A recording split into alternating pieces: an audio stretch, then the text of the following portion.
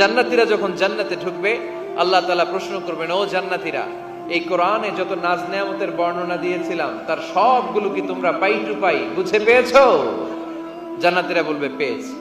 হঠাৎ এক জান্নাতি হাত তুলে বলবে, আল্লাহ একটা জিনিস তো পাই নাই। সবাই বলে পাইছি, তুমি পাও নাই। কি পাও নাই? কয় আমনেরই তো পাই নাই।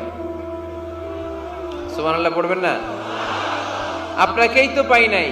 সব দেখলাম, সব খাইলাম, সব দেখলাম, কিন্তু আপনারে তো দেখলাম না। আল্লাহ তাআলা তখন বিশাল জান্নাতের এক কনফারেন্স রুমে সবাইকে বসিয়ে আল্লাহর দিদার মানুষকে দেখাবেন। আল্লাহ তাআলা তার গোপন সৌন্দর্যকে সেদিন জান্নাতীদের সামনে প্রকাশ করে দিবেন। আল্লাহর হাবিব বসবেন ওই কনফারেন্স রুমে সবার সামনে। আল্লাহর হাবিবের পেছনে বসবে অন্যান্য নবীরা, তারপরে সোহাদা, সালেহীন, আউলিয়া সবাই বসবে ওই জান্নাতের কনফারেন্স